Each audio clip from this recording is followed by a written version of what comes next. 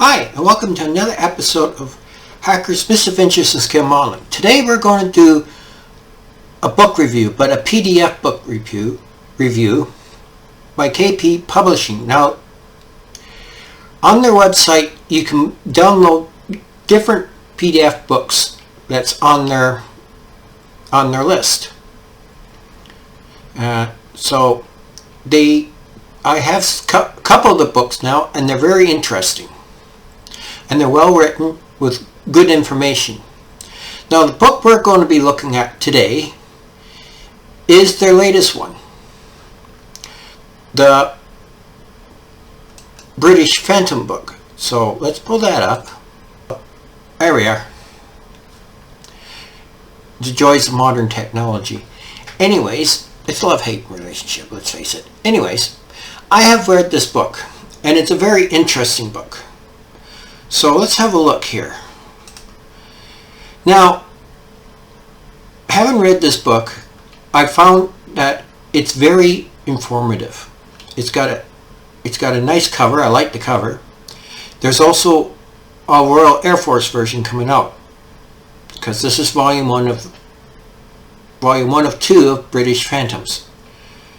Now, you got a nice foreword by the writer, who has experience with Phantoms, particularly British Phantoms. Excuse me. So you get a foreword, and then you get into the nitty-gritty. Now, you get several chapters. You get the introduction about the author. Evolution of the British Phantom. I read that. That was interesting. Very interesting. You get key features of the FG1, which is the Royal Navy version. Model builds. You get a gallery of different Phantoms by different modelers. Scale profile. A walk around. Special markings, that was interesting, and a resource center. Now, as you go through this, you get some nice, like, this is an excellent picture. This is an excellent picture. It tells you on the bottom what it is. All these pictures are well photographed. Now, you get into models. This is a model. Lovely model. There's something about British aircraft and the Raspberry Ripple that you just gotta love.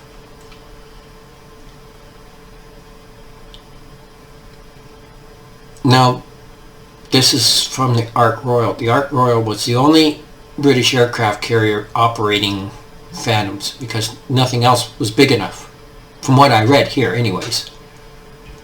Then we see them, what they look like when they were transferred to the Royal Air Force after they decommissioned the Ark Royal. So there's lots and lots of pictures. Geoff Coughlin, I'm sorry if I butchered your name, is the author of this book. And I have to say, if you were to write a book or a guide, this is the template you should use, because it's excellent. It's well written. I remember this one when I was a kid, for the Queen's 77th Jubilee or something like that. I had a magazine with all that in it, but I don't have it anymore. Anyways, as we go through the thing, you got the picture of the prototype Phantom. You see, McDonnell Douglas, the British went by their coding for their different aircraft and what marks and what they belong to, and that, where the McDonnell Douglas, who made the first British Phantom, called it an F4K. I believe the Royal Air Force ones were F4Ms, but I'll have to wait and check that out when I get a hold of the second edition. But as you can see, there's just something about British Phantoms that people like. Well, people generally like their Phantoms, but there's just something about British Phantoms that people actually like.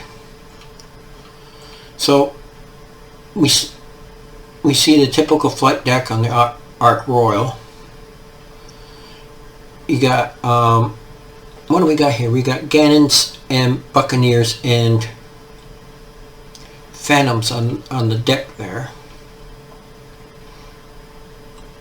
Shows you how crowded the British aircraft carrier was compared to the American aircraft carriers. Now, I'm not going to give you...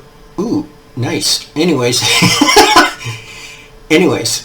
the distinct feature of the British Phantoms was the extended nose gear, because they had to get the wing up high enough that to catch air to get it off the aircraft carrier. Like the catapults did their job, but there was just a little extra.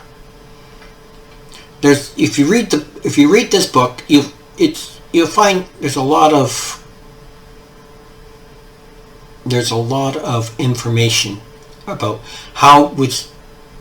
when they got it, what they had to do, why the Ark Royal was chosen, the different things that happened to the Royal Navy aircraft during their service life on this edition. At least their service life with the Navy.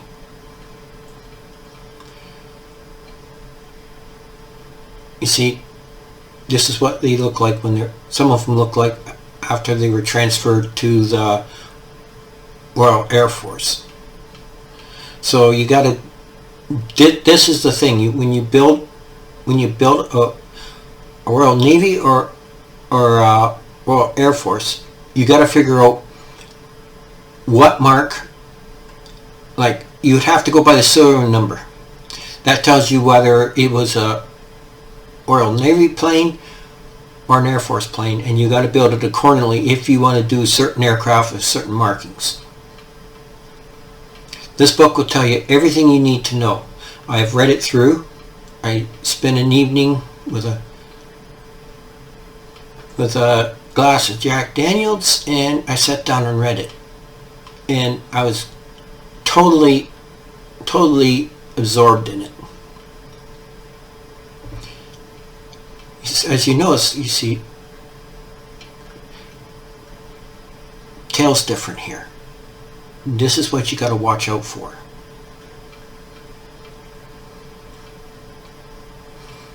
But it put you all through everything that you need to know.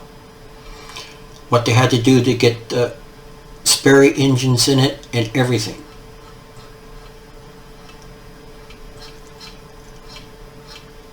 So,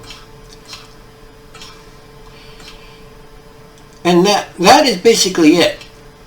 Now, if I can get down to the one part,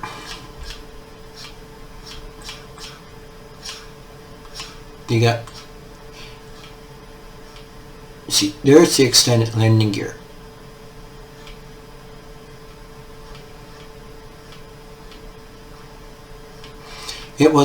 I like the Navy color, the Phantom in the Royal Navy colors. Raspberry Ripple. Love that one too. See? 25 years Phantom. I want to build that one. Probably. I'm not sure if I can get that Fujimi kit with those markings, or I have to go with the new Airfix kit. But we'll see. But as you can see, trying to pull this thing down. See, it gives you models, how to paint them, how to build them, the different paints and stuff, I highly recommend this book. I would highly recommend this book. So, oh, wrong one. You have to pardon me. I'm trying to. It's the first time I've used this program. But there you go. If you want a copy of this, it cost me $20 Canadian. It wasn't much money for a very informative book. And I highly recommend it. It works well, and I find it works well on most PDF format programs that you have. Personally, I use Acrobat because I use it for many things. But that's it. And I hope you enjoyed this. And remember, every build is an adventure, so go make it awesome. And we'll see you the next time. Bye.